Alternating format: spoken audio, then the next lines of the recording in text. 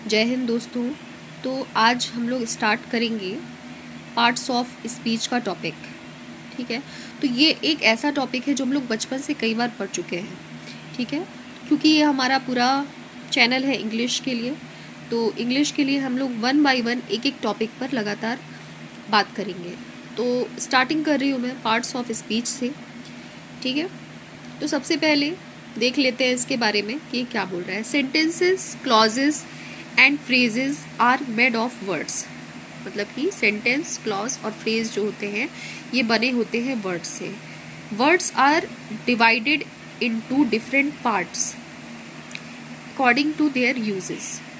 ठीक, जो वर्ड्स होते हैं वो डिफरेंट पार्ट से अकॉर्डिंग, मतलब जैसे उनके यूज़ होता है उस तरह से उनको उनके पार्ट को यूज़ किया जाता है। ठीक, the words of English language are divided into 8 classes called parts of speech.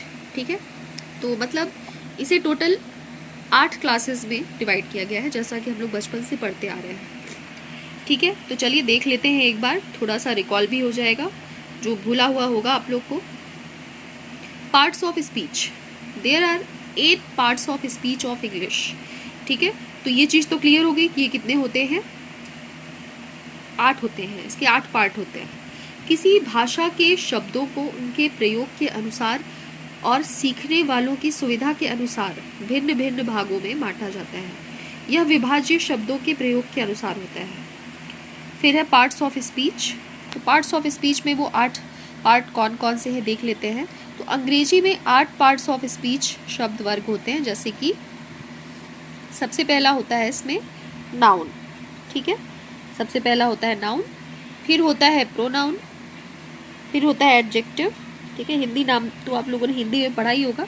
Noun होता है संज्ञा, प्रोनाउन होता है सर्वनाम, एडजेक्टिव होता है विशेषण, एडवर्ब होता है क्रिया विशेषण, वर्ब होता है क्रिया, प्रीपोजिशन होता है संबंध सूचक अव्यय, कंजंक्शन होता है योजक और इंटरजेक्शन होता है विस्मयादि बोधक अव्यय। ठीक, तो एक बार पहले शॉर्ट में सभी की डिफिनेशन देख लेते हैं। तो सबसे पहले नाउन की बात करते हैं, संज्ञा की। A noun is the name of a person, place, things और क्वालिटी। ठीक है, ये डिफिनेशन हम लोगों ने याद की थी बचपन में कि नाम बताने वाले शब्दों को संज्ञा कहते हैं, अर्थात किसी व्यक्ति, स्थान, वस्तु अथवा गुण दोष के नाम को संज्ञा कहते हैं। फिर बात करते हैं, जैसे इसमें एग्जाम्पल कुछ देख लेते हैं। जैसे Gandhi was a great patriot. ठीक है, तो इसमें देखिए हाईलाइट किया हुआ है ब्रॉड लेटर से, Gandhi patriot. Allahabad is on the Ganga, Allahabad is on the Ganges. My brother got success, the rose is a beautiful flower. ठीक है, फिर अब बात करते हैं प्रोनाउन की। तो pronouns are words used in place of nouns. जो शब्द संज्ञा के स्थान पर काम आते हैं उन्हें सर्वनाम कहते हैं। जैसे Mahesh is my brother, he is honest. ठीक है, तो यहाँ पर महेश को क्या बता दिया, ही बता दिया है ना, तो उसकी जगह पर यूज कर सकते हैं, इसका मतलब हुआ ही इज टेलिंग अ लाई। फिर एडजेक्टिव विशेषण, the word which qualifies a noun and pronoun is an adjective. विशेषण वे शब्द हैं जो संज्ञा की विशेषता प्रकट करते हैं। जैसे मनीष इज इंटेलिजेंट, उसकी कुछ विशेषता बता दी। English is an easy language, जो इंग्लिश होती है वो ईजी लैंग्वेज होती है। ही इज़ अ फूल, वो मूर्ख है ना, तो इस तरीके से उसका कुछ ना कुछ क्वालिटी बता दिया। फिर एडवर्ब क्रिया विशेषण, an adverb is a word which add something to the meaning of a verb, an adjective और एन अदर एडवर्ब। क्रिया विशेषण वे शब्द हैं जो किसी क्रिया विशेषण या अन्य क्रिया विशेषण की विशेषता बताते हैं। जैसे ही रन्स फास्ट। ठीक, तो क्रिया की विशेषता, the train is very fast, विशेषण की विशेषता बता रहे हैं, है ना। ही रन्स वेरी फास्ट, क्रिया विशेषण की विशेषता। अब बात करते हैं वर्ब की। वर्ब को बोला जाता है क्रिया। A verb is a word which tells us what somebody और समथिंग डज।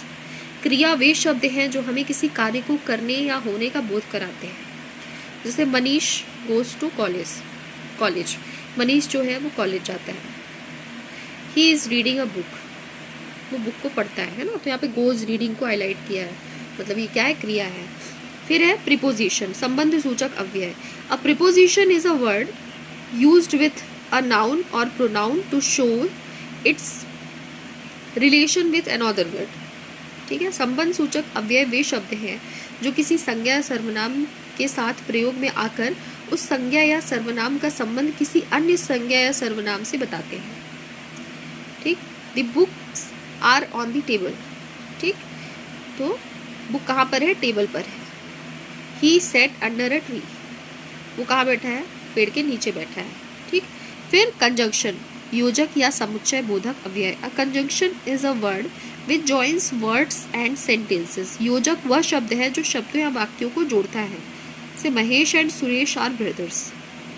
ठीक, तो एंड क्या है, कंजंक्शन है। He is rich but miser, तो यहाँ पे बट क्या है, कंजंक्शन है। फिर है इंटरजेक्शन, इंटरजेक्शन विस्मयादि बोधक अव्यय। And interjection is a word which expresses some sudden feeling. ठीक, मतलब सडन फीलिंग को ये दिखाते हैं। वे शब्द जो हमारी भावनाओं या उद्गारों को प्रकट करते हैं। Alas the poor man is dead, मतलब यहाँ पे एलास जो है वो इंटरजेक्शन है। Hurrah hurray we have won the match. उफ what a dirty child. Example alas hurray, और ये सब क्या है, इंटरजेक्शन है। ठीक, तो ये है आज का पूरा टॉपिक जो है पार्ट्स ऑफ स्पीच का। तो इसमें शॉर्ट मैंने आपको सारी चीज़ें बता दी हैं। ठीक है, इसका डिटेल पार्ट भी मैं आप लोग को अगले वीडियो में लेकर के आऊँगी। अगर आप सभी को आज का वीडियो पसंद आया हो तो प्लीज़ इसे लाइक, सब्सक्राइब और शेयर कर दीजिए। और अगर आगे भी आप मेरे वीडियोस देखना चाहते हैं तो प्लीज़ साइड में जो बेल आइकॉन दी गई है उस पर क्लिक कर दीजिए। Thank you, keep watching, bye bye.